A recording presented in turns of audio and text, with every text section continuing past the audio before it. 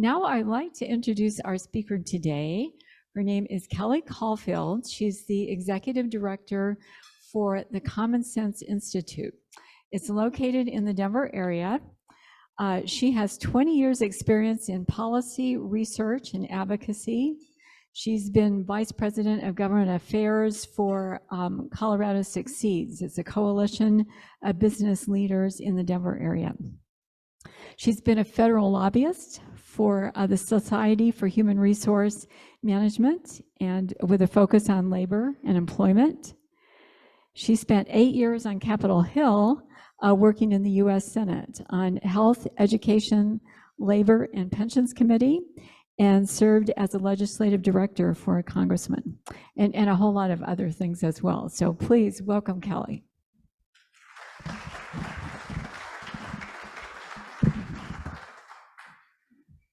Thank you so much, Ruth. I appreciate that very nice introduction. I like to walk around because I find it just to be a little more interesting. Can you guys hear me okay? Great. As Ruth said, my name's Kelly Caulfield. I work for the Common Sense Institute. I serve there as the executive director. And that's kind of a dream job, really. Who doesn't want to work for the Common Sense Institute? I think that's what we're all looking for in our lives. Really appreciate the invitation to be with you all today. I think one of our fellows may have briefed you all a few months ago. Jennifer Gimbel is one of our water fellows. If it wasn't your Rotary, I know it was one of the Fort Collins-based Rotaries. So really appreciate the opportunity to come and talk. Who's heard of the Common Sense Institute? I'm just curious. Okay, oh good. So as Ruth mentioned, we are just south of Denver. We're headquartered in Greenwood Village, and we've been around for about 10 years. We are a nonprofit, nonpartisan organization created to protect, defend, promote Colorado's economy. And we do that by focusing on the facts, focusing on data. No spin, we don't lobby, we don't advocate, we focus on the numbers. And that's really freeing and kind of fun because as you heard in my bio, I'm used to being a lobbyist and choosing sides, and now I'm not allowed to. I just have to focus on the numbers, which is really nice, especially in a purple state like Colorado. So these are some quick by the numbers. Our currency is our research. We tried to put on a lot of tables this little one-pager. Please take a picture of this. Check out our website. The website's at the bottom. We are lucky enough to receive a lot of media mentions. We got about 900 media mentions. Our research was cited last year. We worked towards that again this year. But all of the research that I will be talking about today, you can get the full scoop on our website.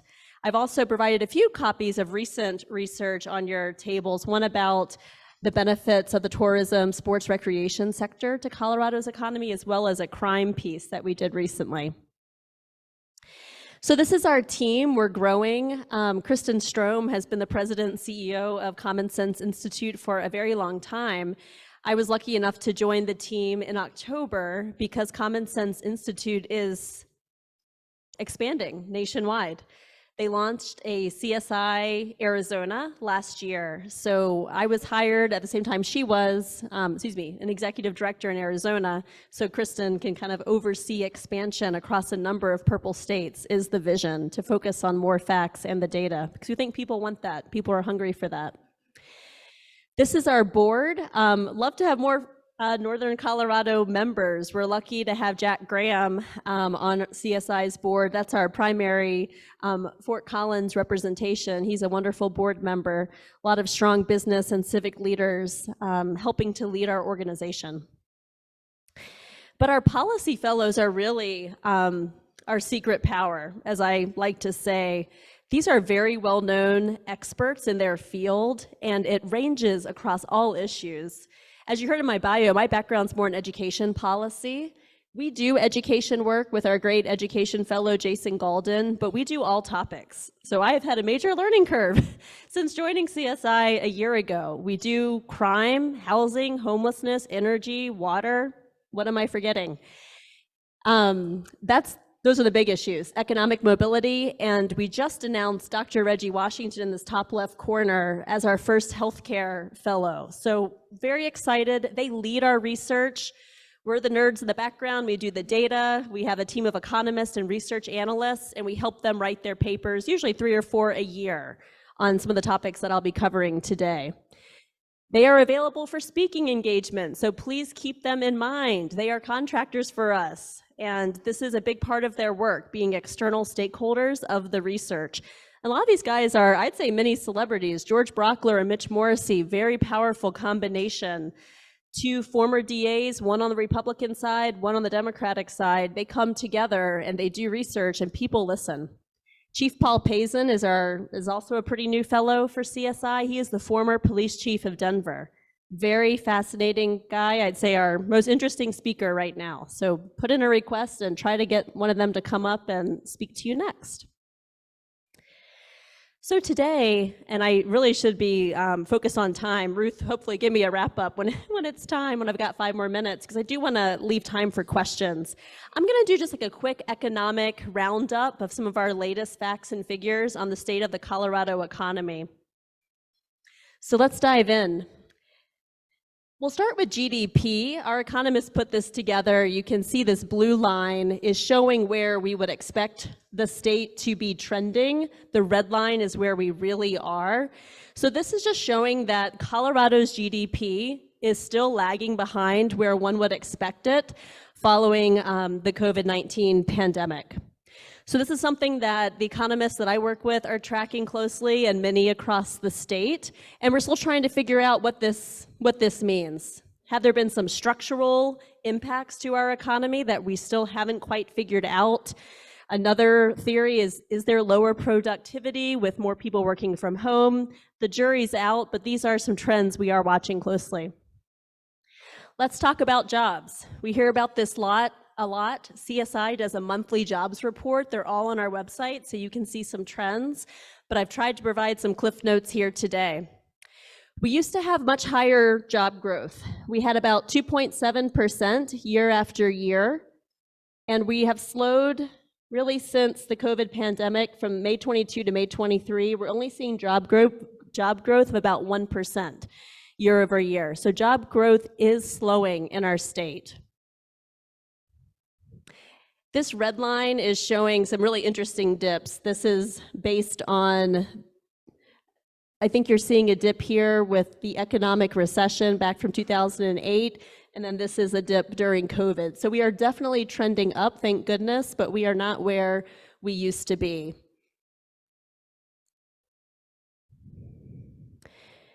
That's a lot to take in on that graph. So I'm going to break that down a little bit. We broke it down by industry and sector.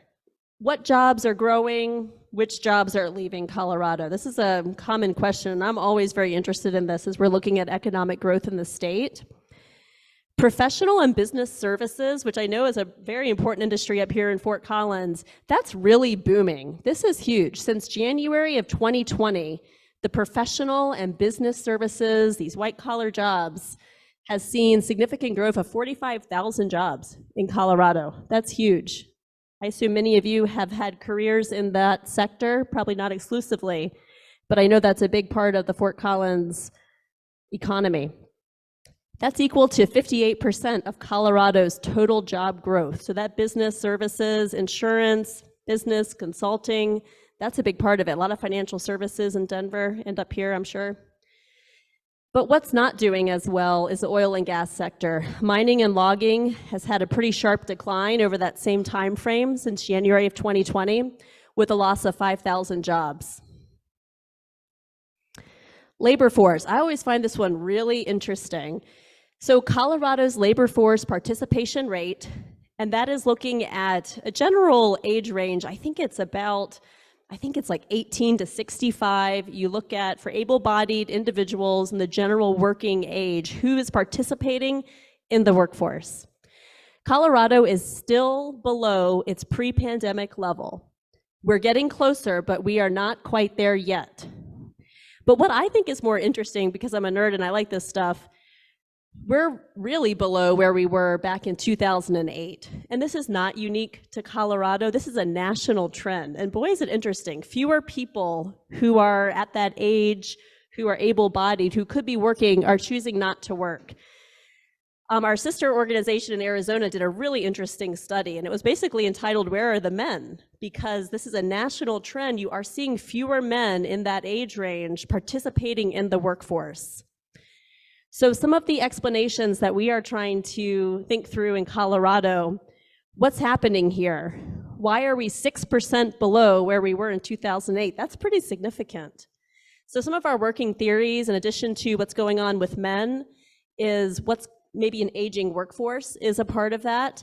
But something else that our economists are starting to theorize and we'd like to study more closely is we have a theory of that there's been a transfer of wealth, that there have been, not just because of COVID, but because of some recent deaths of our aging population, there's been a transfer of wealth down to the younger generations from the deceased ancestors that is allowing people to either not work or work fewer hours. So that's another interesting trend that we're watching and we'll do future studies on. Migration, let me see if I can get this to animate. Oh, cool. So our research analyst developed this. I know that's small. You can see it better on our website, commonsenseinstituteco.org. I wish it was shorter, commonsenseinstituteco.org. We did a great study with Lang Sias. He is a former legislator, wonderful guy. He's our Free Enterprise Fellow. And he wanted to look at what was the migration patterns in Colorado. Our state has seen pretty great growth when you look 10, 15 years back, but we're seeing a concerning trend. In the last 2 years, migration to Colorado fell significantly. The net migration declined 80% over the last 2 years. And it's not just something like some people are like, oh, great, they went back to California. No, there's some, downsides to this. Colorado's lost 14,000 potential jobs. That's our estimate by all of these individuals leaving. We used to be a state that a lot of people wanted to come to, but we're really decreasing with more people are leaving than are coming in. Before I go to inflation, just curious, does anyone have a guess of why people might be leaving Colorado? That's exactly right. We'll talk about housing shortly, and I know that's a top tier issue up here in Larimer, Fort Collins area. Definitely the same case in Denver. But people are leaving Colorado. They come here thinking it'll be great, but then they leave because they can't afford it. Let's talk about inflation. That's not helping anything. Has anyone noticed their increased cost of living? Our economist estimated that the average household in Colorado is spending $1,000 more per month. I was mad at my husband because I thought we were spending too much on our credit card bill, and then I saw this. I'm like, oh, that's where that extra $1K is going. You're not having a spending problem, it's inflation. So that's $2,000 more over 2 months for the average Colorado family just to keep up with the same level of consumption they were used to. I think that was compared over 2 years ago. This is Denver. You might not care as much, but I don't have the exact number here for Fort Collins, but we know that Metro Denver area is above average when you look nationally over the rate of inflation. So it's 5.2% inflation rate in Denver compared to closer to 4% nationally. Housing, we just were talking about this. At Common Sense Institute, we've put together something called the Homebuyer Misery Index. And this is a way that we look at two factors. We look at the prices of housing, and then we also look at the price to finance housing. And we've created an index measure where we can see how affordable or unaffordable housing is. I have the Fort Collins number in a moment, but this is our big takeaway, that the average priced home has increased 112% over the last 10 years. And most of that increase has happened in the last 3 years. We do a lot, because we're an economic think tank, we do a lot of looking at supply and demand. A lot of people look at the demand side, we look a lot at the supply side. How are our housing units keeping up with demand? What are the permitting issues? How many permits need to be issued each month, each year to stay on track with the demand for Coloradans' housing needs? Looking in the Denver metro area, we found that that region needs to be issuing 26,000 to 37,000 permits to close the housing deficit by 2028. And unfortunately, we are behind. We are currently projected to only issue 21,000 permits in 23. I'll talk a little bit more about Larimer County in a moment. I'll pull that out. I think it's going to be close to about 115% is how much your homes have increased up here. I think it's higher than Denver. Let me find that real quick, and then I'll get back to crime. So in looking at Fort Collins specifically, the affordability of purchasing a home has decreased by 112%. And things are about to get worse because we all have seen our property tax bill, if you're a homeowner, and there's a 40% increase under the average Larimer County resident in terms of their property taxes. CSI will be issuing a ballot guide. I think as many of you know, there will be a question in front of the voters this fall called Prop HH.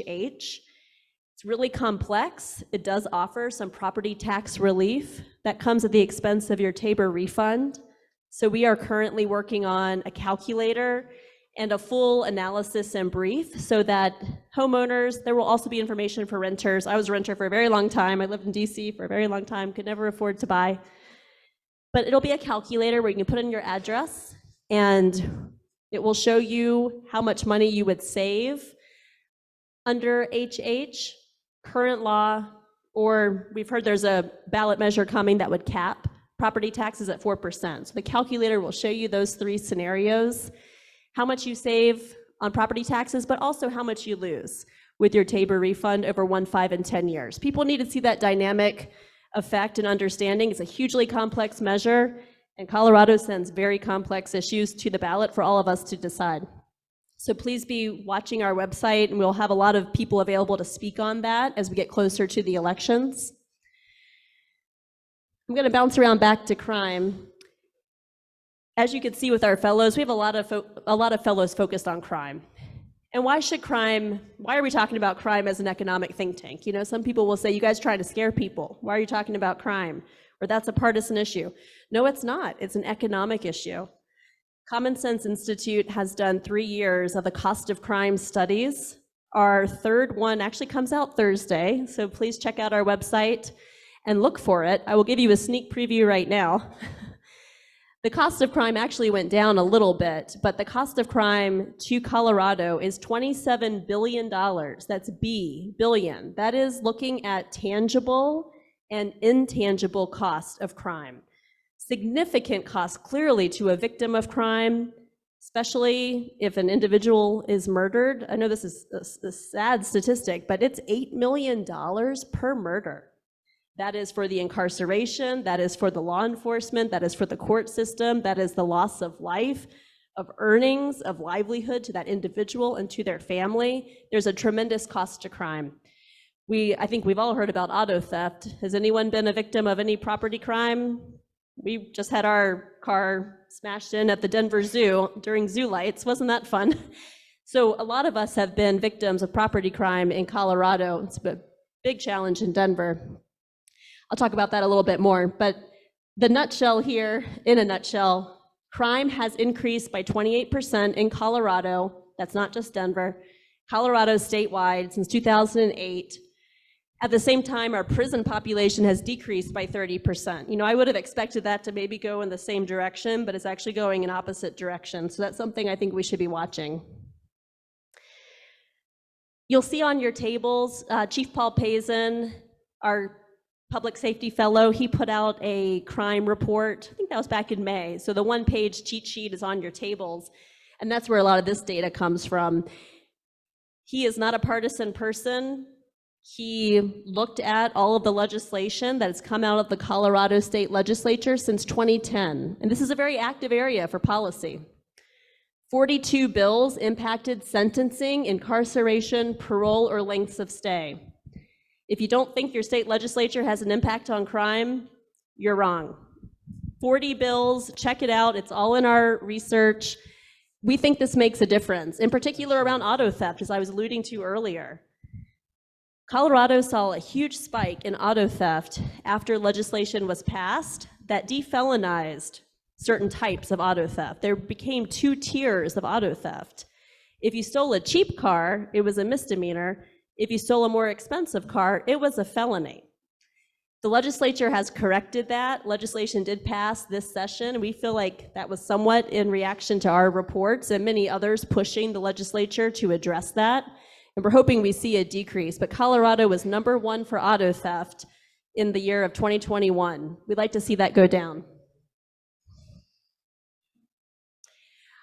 Okay, I think I only have 5 more minutes, so I'll try to be fast here. This is not my expertise. This is our lead economist slide. We are not saying a recession is coming or not coming, but he did some interesting modeling just so we could look at what would be potential impacts. So he looked back at the last time the Fed funds rate rose by 5 percentage points. And that was right before the last recession from 04 to 07.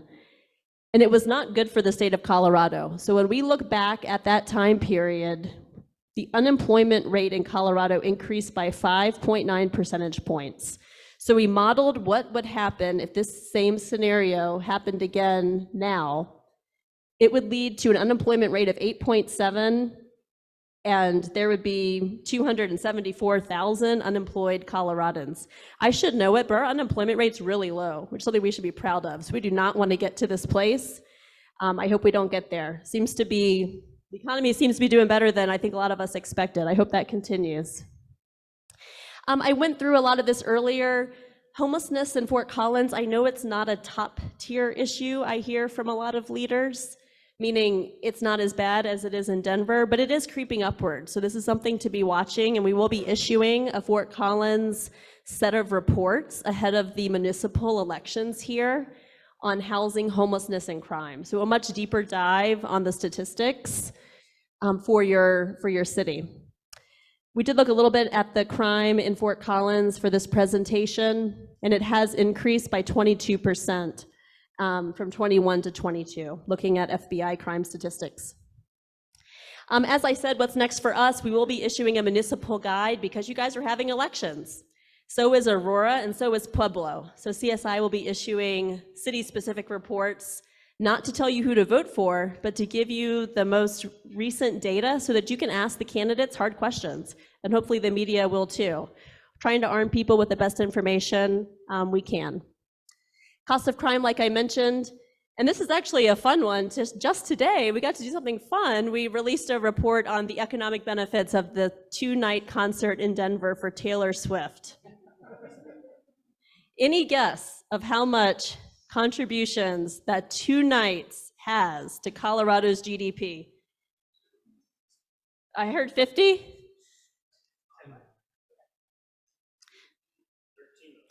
$140 million. And that is generated by looking at how much the average ticket goer is spending based on some national data. And Field fits 76,000 people. It's a sold-out show times 2. That leads to $200 million in consumer spending, housing, transportation, food. So it seems kind of silly, but she's really a powerhouse. So we wanted to quantify it. Polis is tweeting about it. Why can't we? So you should look at our study. It's kind of going viral, we think, on Twitter. That's all I have. What questions do you have for me? Thank you. Yeah, so I had a question. On your working statistics, what's your confidence that we're capturing the jobs that everybody are doing that aren't visible to the government? How many of those are there? How many people are under the radar in that sense? You know, it's really a good question, and I should take that back to our economists, and I hope that might be the answer to all these questions. I can give you the highest level. I'm not sure. I do know that when I call it the research pit, when the economists are back there and we're talking, they do feel like some of these labor participation numbers are a little funny, like there's some more digging that could be done. So it's something I'll have to take back to them. It's a great question. Some of those categories have been around for a long time. What's an example? Like a gig worker or? Gig worker, but also I see people are just doing pickup work all over the place. Yeah. And Yeah, it's a good point. Some of those like more, like, do they show up as an independent contractor perhaps? I'm not sure if it's like on the books and formal. Yes. Two questions. One, how are you funded? And two, you provide data, presumably for advocacy. So who are your advocates? Or how do you? Sure, those are great questions. We are funded, we're a nonprofit. We're always seeking tax-deductible contributions to grow our work. We are not partisan, so we are not attached to either party. We fundraise from private individuals, from foundations, and the other bucket would be some industry associations. Fort Collins Chamber of Commerce, amazing partner. Ann Hutchinson and her organization, they are members of CSI. We have about 20 chambers of commerce and industry associations. Visit Denver, Denver Downtown Partnership, who are paying members. It's not a lot, but we do have organizational memberships to help fund our work as well. And then in terms of advocacy, we don't advocate. All of our research is open source. Anyone can go to our website and use it in any way they want. So there is no organized advocacy happening on our part. That would be against our mission and our policy statement. But, you know, we don't want to publish research in a vacuum. So usually, you know, as we're working on research, we will reach out to stakeholders to get their feedback. Is this an issue that the legislature would ever even look at? Like, we do try to make it relevant. When would be a good time to release this? You know, if we heard that this is going to be a big year for housing legislation, maybe we'll want to introduce our housing report in January. So we try to be smart about releasing, but there's no formal advocacy strategy. Yes. So I know one of the questions that communities are often grappling with is both homelessness and crime and the cost of dealing with both of those. Have you guys looked at the impact of lost revenue for areas who experience bumps in those? For example, you know, the news in San Francisco about shutting down Nordstrom's and a lot of other stores. I hear people saying, why would you go visit San Francisco these days, right? Or why, I know people that are hesitant to go to downtown Denver because of the number of homeless. Have you looked at that impact and the monies that are lost versus what can we do to remedy those issues? It's a great question. This fall in October, we will be issuing, I think it's our third homelessness report. And in that homelessness report, we do the count. So we will elevate how many people are experiencing homelessness in the state, how much funding is going towards it. What you're citing, I think it was in our last homelessness report. I think we could be doing more. So definitely go to our website to check that out. It'll be updated in October. I think it's under Housing in Our Community tab is where the homelessness report is. But we are looking at taxable sales. Have taxable sale revenue gone down in Aurora, in Denver? Maybe harder to see here because I just can't tell how large of a problem it is here yet. I live in Denver, I see it every day. So we are looking at that as one proxy to see, is it impacting foot traffic and people's willingness to spend money in Denver? Some early analysis certainly suggests that's a part of what's happening in downtown Denver. Hopefully we'll be going, I keep saying we're going to go through a renaissance in Denver. If I keep saying it, maybe it will happen. I'm hoping things will turn around soon. That's a great point. Thank you so much for your time today. I think I am at my time limit. Thank you.